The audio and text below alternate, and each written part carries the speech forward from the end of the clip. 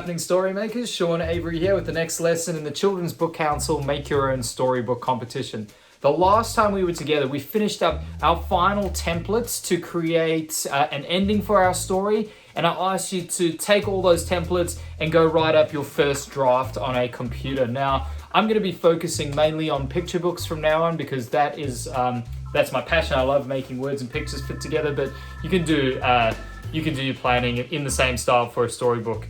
What I like to do is I like to do my have my title at the top and what draft I'm working on. So this is going to be draft number 1. I have all the words that I'm going to have on that spread. So on page number 1, that's just going to be the title page. Number 2 to 3, it's over here. These are the words that I'm going to have on that page. So I'm going to use these little squares down here to do more complicated thumbnail sketches to plan out what my page is going to look like, so it all fits together nicely. But before I go on to doing my more complicated sketches, I want to talk to you a little bit first about a writer's toolkit. Now, if you guys use Talk for Writing at your school, you'll know what I'm talking about. When I used to be a classroom teacher, I would always use Talk for Writing to teach my kids some really, really cool writing techniques. But if you don't know what Talk for Writing is, that's okay. I will explain as we go.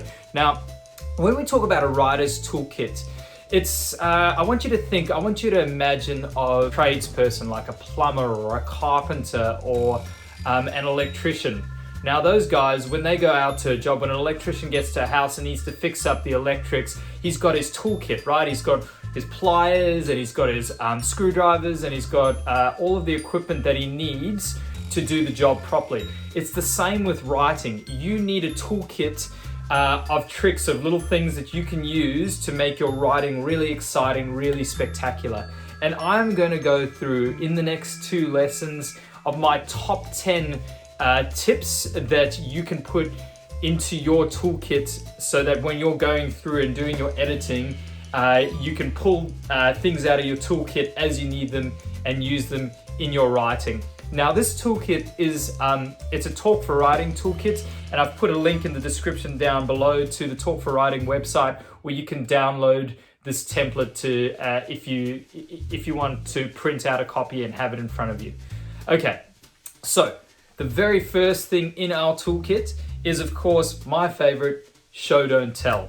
Now, we've spoken about show, don't tell a lot. It's just a really, really awesome way of getting your reader to think for themselves. It's always more rewarding if you can sort of describe a scene and then have your reader come to their own conclusion about what's going on. So I'm not going to give any examples of show, don't tell, because I feel like we've covered it pretty well in the previous lessons, but please make sure that you're using it. It is a very powerful tool, especially when you are doing a picture book.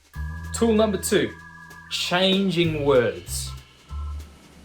When we talk about changing words, we are talking about making language more precise. So instead of just writing bird, you can be more specific. You can talk about flamingos. So you can say, the flamingos were in the distance, majestically bowing their heads into the water, instead of just the birds.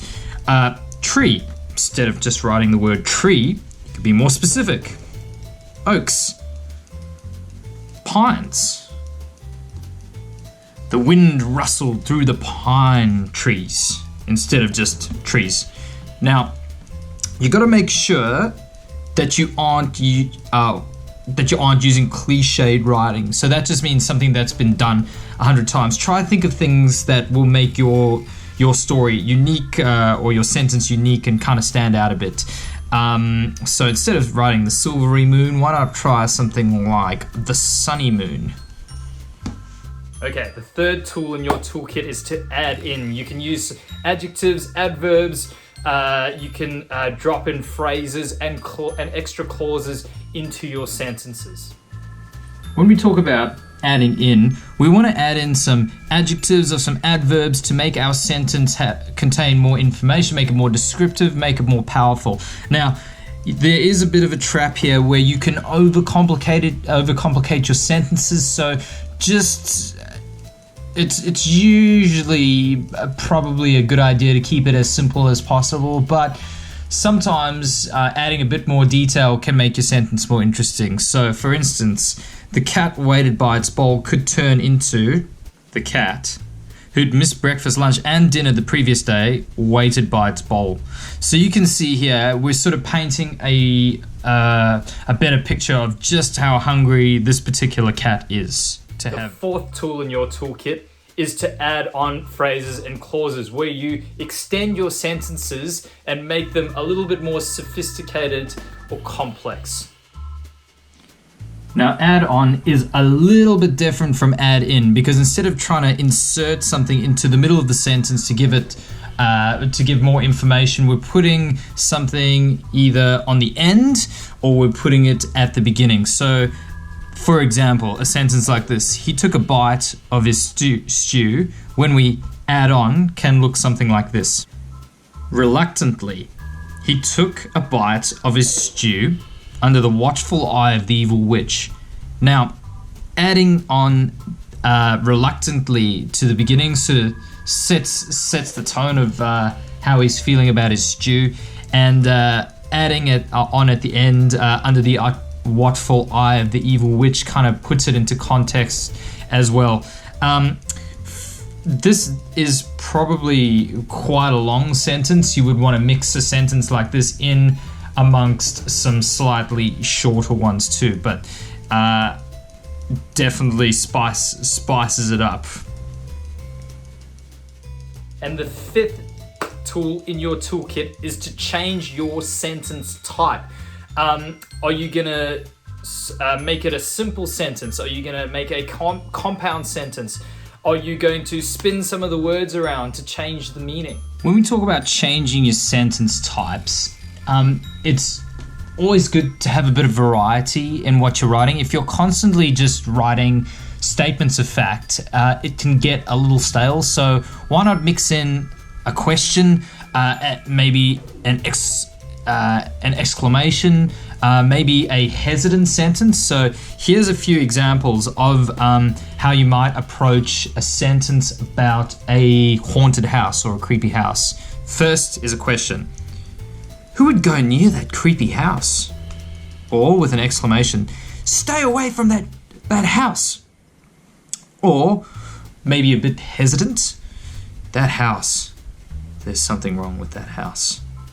So you can see all three sentences sort of saying there's something wrong with the house, but all done in very different ways, and mixing it up between these between different types of sentences. You can also have like bossy sentences if you want to.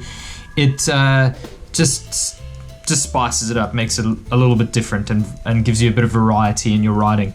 Alrighty guys, so that is the first 5 in the top 10 tools for your writer's toolkit. Now remember, you've got to vary your tools up, guys. If you just keep on using the same things over and over again, your writing becomes a little bit repetitive.